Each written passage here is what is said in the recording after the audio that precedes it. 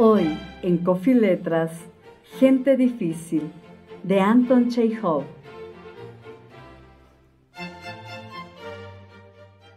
Shiryayev Yegraf Ivanovich, pequeño terrateniente e hijo de un pope, su difunto progenitor, el padre Johann, había recibido como donación de la generala Kushinikova 102 hectáreas de tierra.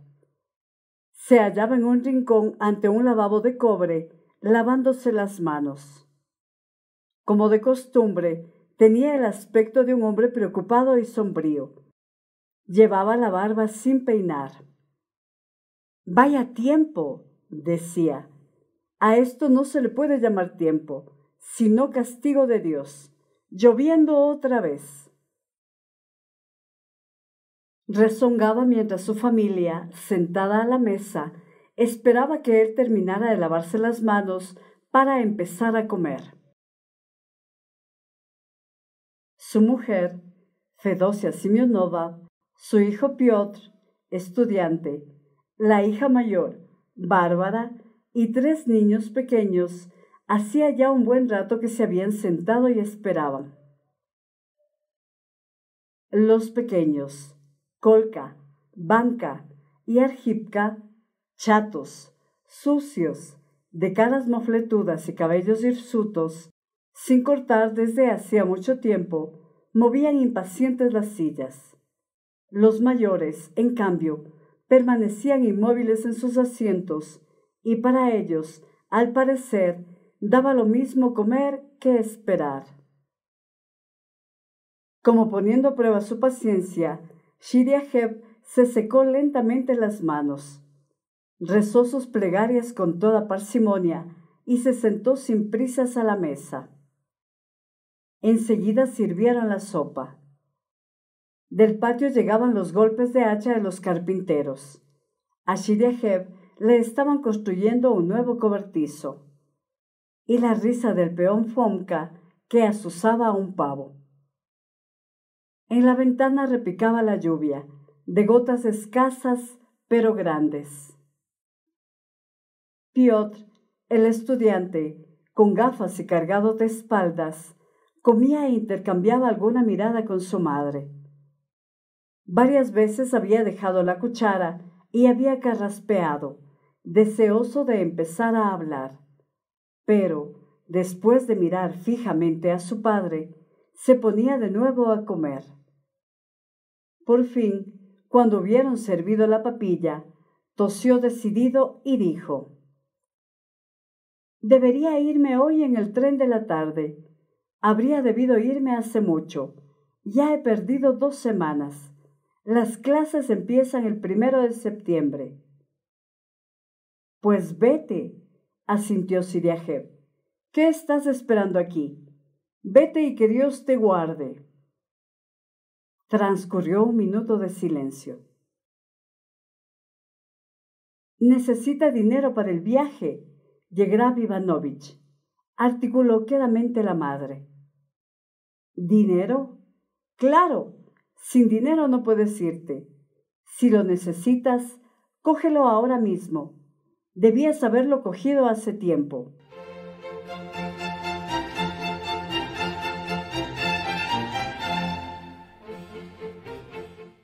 El estudiante suspiró aliviado y cambió una mirada de alegría con la madre. Shiryayev, sin apresurarse, se sacó la cartera del bolsillo lateral y se caló las gafas. «¿Cuánto necesitas?», preguntó. «El billete hasta Moscú cuesta 11 rublos y 42 kopecks». «Ah, el dinero», suspiró el padre. Siempre suspiraba cuando veía dinero, incluso cuando lo recibía. «Aquí tienes 12 rublos. Con el cambio que te darán, muchacho, tendrás para el camino». «Se lo agradezco».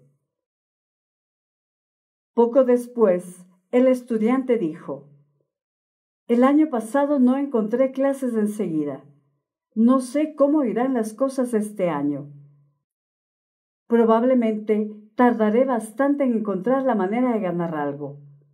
Le agradecería que me diera unos 15 rublos para el alojamiento y la comida.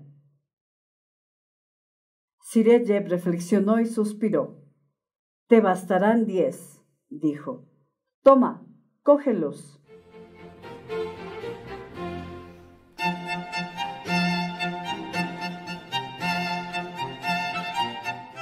El estudiante dio las gracias. Habría debido pedir aún algo para la ropa, para pagar la matrícula de los estudios, para libros. Pero, después de mirar fijamente a su padre, decidió no pedirle nada más. La madre, en cambio, con poco sentido político y poco raciocinio, como todas las madres, no resistió y dijo: Yegraf Ivanovich, deberías darle otros 6 rublos para unas botas altas. Mira, ¿cómo va a ir a Moscú con las que lleva? ¿Tan rotas? Que tome mis botas viejas, aún parecen nuevas. Por lo menos dale para unos pantalones. Da vergüenza mirarle.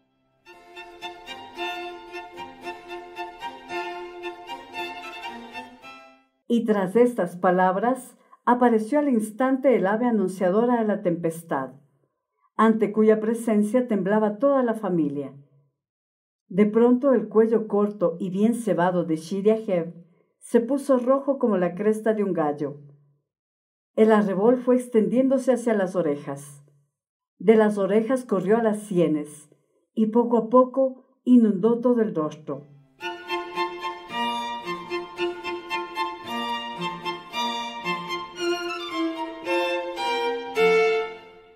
Yevgraf Ivanovich se agitó en la silla y se soltó el cuello de la camisa para no sofocarse.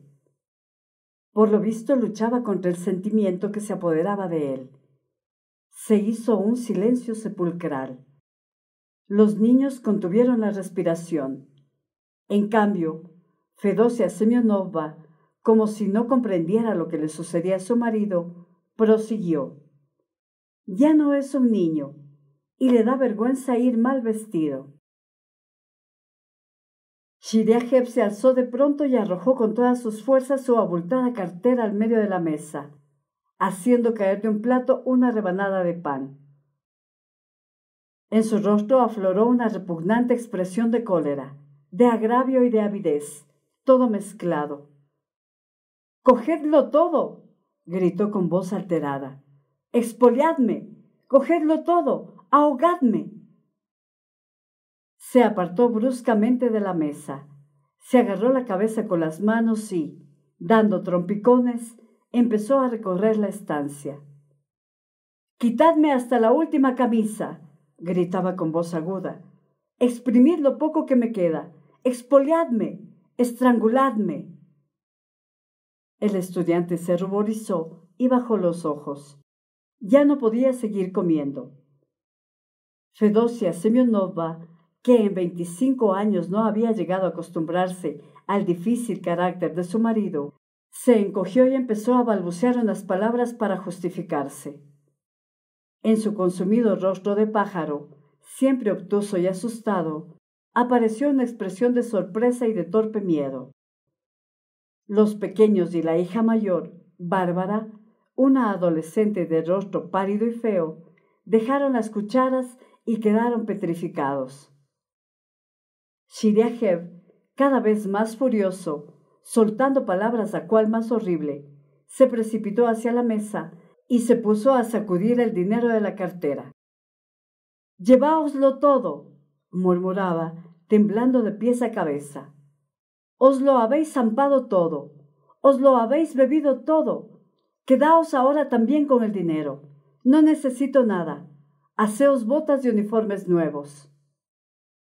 El estudiante palideció y se levantó. «Escuche, papá», comenzó a decir, sofocado. Yo le ruego que no siga porque... «¡Calla!», le gritó el padre, con tanta fuerza que las gafas se le cayeron de la nariz. «¡Calla!». Antes yo podía soportar escenas como esta, pero ahora he perdido la costumbre. ¿Comprende? No estoy acostumbrado. ¡A callar!, gritó el padre pataleando. Tienes que escuchar lo que yo te diga. Yo digo lo que quiero, y tú a callar. A tu edad yo ya ganaba dinero. En cambio tú, canalla, ¿sabes cuánto me cuestas? Te voy a echar, parásito.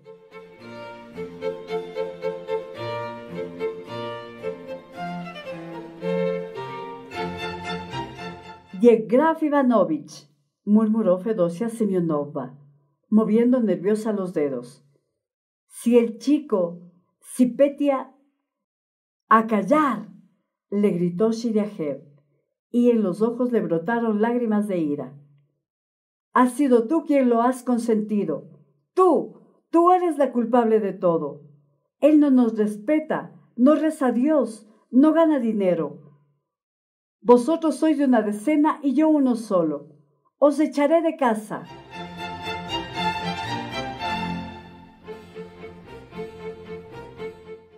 La hija Bárbara estuvo mirando un buen rato boquiabierta a la madre. Después dirigió su mirada obtusa a la ventana.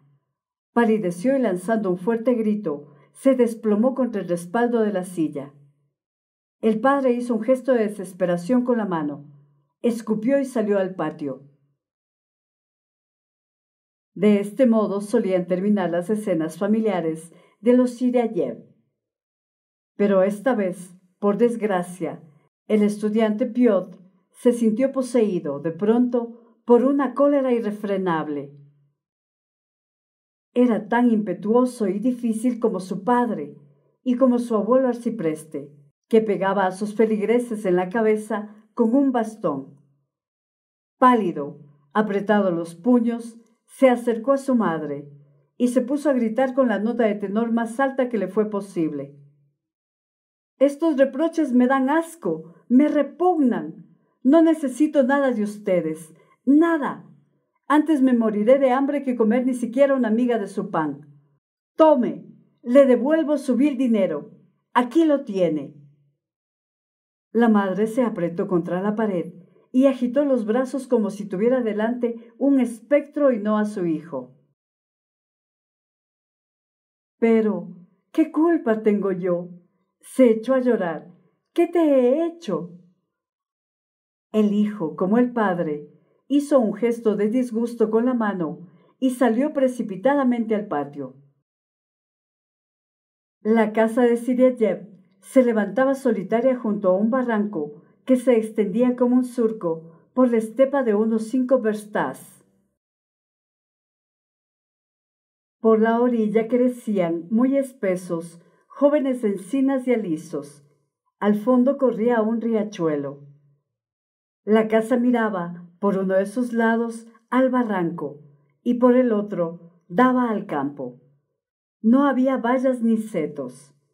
Lo sustituían construcciones de todo tipo, apretujadas entre sí, y que cerraban ante la casa un espacio no muy grande, considerado como patio, por donde corrían gallinas, patos y cerdos. Estás escuchando Coffee Letras con Eva Grijalva. Una vez fuera, el estudiante se dirigió hacia el campo por el camino fangoso. Flotaba en el aire una penetrante humedad otoñal. El camino estaba cubierto de barro. Aquí y allí brillaban los charcos, y en el campo amarillo asomaba entre la hierba el mismísimo otoño, triste, pútrido, oscuro.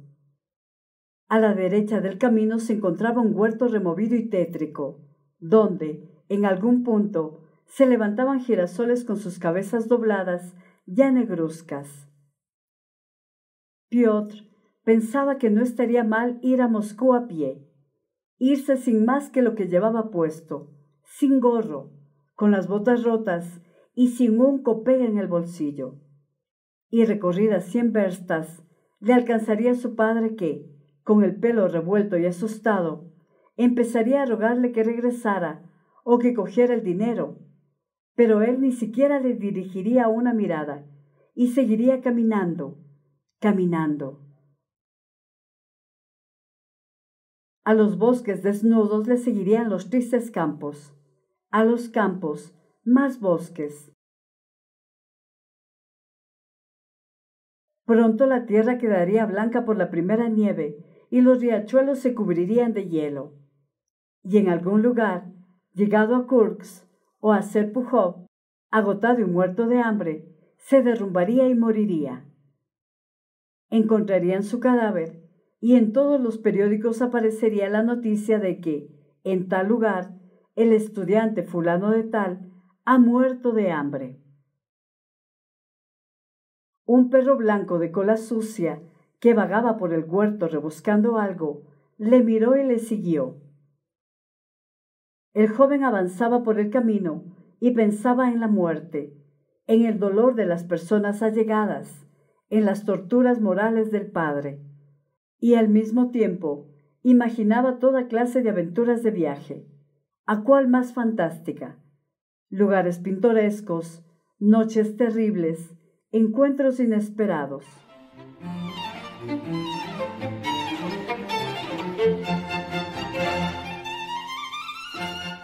Imaginó una fila de peregrinas, una pequeña isba en un bosque, con una ventanita que brillaba con claro resplandor en la oscuridad.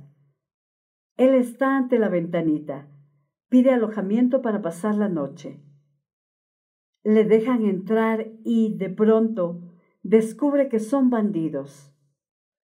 O, mejor aún, llega a una gran casa de terratenientes donde, al enterarse de quién es, le dan de comer y de beber, tocan el piano para él, escuchan sus lamentos, y de él se enamora la hermosa hija de los dueños de la casa.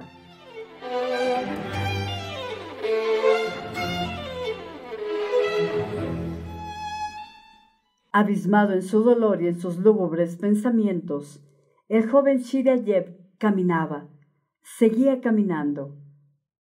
Delante de él, en la lejanía, sobre el fondo gris de las nubes, se percibía la mancha oscura de una posada. Más lejos aún, en el mismo horizonte, se veía un pequeño montículo. Era la estación del ferrocarril. Aquel montículo le recordó el lazo que existía entre el lugar en que él ahora se encontraba y Moscú, donde brillaban las farolas, trepidan los coches y se dan clases. Por poco se echa a llorar de angustia y de impaciencia. Aquella naturaleza solemne, con su orden y su belleza, aquel silencio de muerte que le rodeaba, se le hicieron desesperada y odiosamente repugnantes.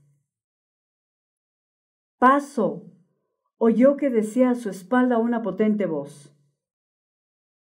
Junto al estudiante, en un ligero y elegante landó, pasó una vieja propietaria a la que él conocía. El joven Shiryayev la saludó inclinándose y sonriendo de oreja a oreja. Y enseguida se sorprendió de su propia sonrisa, que no concordaba en absoluto con su sombrío estado de ánimo. ¿De dónde procedía tal sonrisa, si tenía el alma llena de despecho y de angustia? Y pensó que, probablemente, la propia naturaleza ha dado al hombre esta facultad de mentir, de modo que incluso en los momentos más penosos de tensión moral pueda conservar los secretos del sonido, como lo conserva la zorra o el pato salvaje.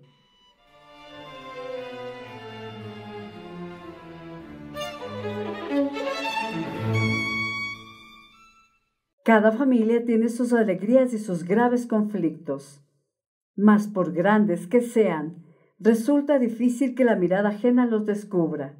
Son un secreto. Por ejemplo, el padre de esa propietaria que acababa de pasar fue objeto durante media vida de la ira del zar Nicolás a causa de un engaño. Su marido era un jugador empedernido, y de sus 4 hijos, ninguno había sido bueno para nada. Cabe, pues, imaginar cuántas escenas terribles habrían estallado en su familia, cuántas lágrimas derramadas. Sin embargo, la vieja parecía feliz, contenta, y había respondido a la sonrisa de él con otra sonrisa. El estudiante se acordó de sus compañeros que hablaban de mala gana de sus familias. Se acordó de su madre, que casi siempre mentía cuando tenía que hablar del marido y de los hijos. Hasta el anochecer, Pierre se alejó mucho de su casa, recorriendo caminos y abandonándose a tristes pensamientos. Cuando empezó a lloviznar, se dirigió hacia su casa. Mientras regresaba, decidió hablar con su padre a toda costa, hacerle comprender de una vez por todas que vivir con él era penoso y terrible.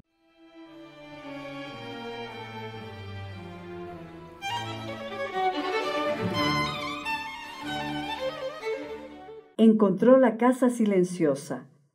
La hermana Bárbara se había acostado al otro lado del tabique y gemía débilmente porque le dolía la cabeza. La madre, con cara de sorpresa y de culpa, estaba sentada a su lado sobre un baúl, remendando los pantalones de Argipka. Yegoraf Ivanovich iba y venía de una ventana a otra, frunciendo el ceño a causa del mal tiempo. Por su manera de andar, por sus toses e incluso por su nuca, se notaba que se sentía culpable. «Así pues, ¿has decidido no partir hoy?», preguntó. El estudiante sintió pena por él, pero enseguida, venciendo este sentimiento, dijo: «Escuche, necesito hablar con usted seriamente». «Sí, seriamente. Siempre le he respetado y nunca me había decidido a hablarle en este tono, pero su conducta, su última acción». El padre miraba por la ventana y callaba. El estudiante, como si meditara las palabras, se secó la frente y prosiguió, con profunda agitación: «No pasa hora de comer ni de tomar el té sin que arme usted un escándalo. Su pan se nos queda a todos atravesado en la garganta. Nada hay más ofensivo ni más humillante que echar en cara un trozo de pan. Aunque sea usted el padre, nadie, ni Dios ni la naturaleza, le ha dado derecho a ofender tan gravemente ni a humillar a los demás, a descargar sobre los más débiles su mal humor. Usted ha destrozado a mi madre, la ha privado de toda personalidad. A mi hermana la tiene sometida sin remisión. Y en cuanto a mí…» «No es cosa tuya darme lecciones», replicó el padre. «Sí, es cosa mía. De mí puede usted burlarse cuanto quiera, pero a la madre déjela en paz. No le permitiré que maltrate a mi madre», continuó el estudiante, lanzando chispas por los ojos. «Está usted consentido, porque aún nadie se ha atrevido a llevarle la contraria. Ante usted hemos temblado, hemos enmudecido, pero ahora se acabó. Es usted un grosero, un mal educado, un grosero. ¿Comprende? Es usted grosero, duro y de duro corazón. Ni los mushiks pueden soportarle». El estudiante había perdido el hilo. Ya no hablaba, sino que articulaba palabras sueltas. Yegoraf Ivanovich escuchaba y callaba como confundido. De pronto, empero, el cuello se le puso como la púrpura, el arrebol se le extendió por el rostro, y él entró en acción. «¡A callar!», gritó. «Eso mismo». El hijo no se calmaba. «¿No le gusta escuchar la verdad? Muy bien, magnífico. Empieza a gritar. ¡Magnífico!». «¡A callar, te digo!», bramó Yegoraf Ivanovich. En la puerta apareció Fedosia Semyonovna, con cara de asombro y muy pálida. Quiso decir algo, pero no pudo. Solo movió los dedos.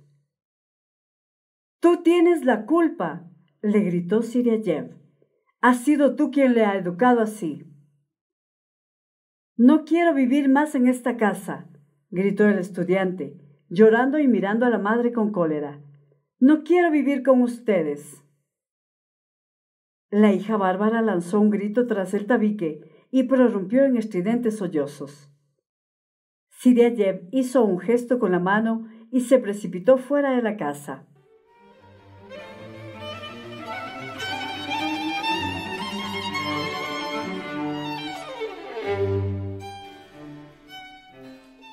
El estudiante entró en su cuarto y se tumbó en silencio.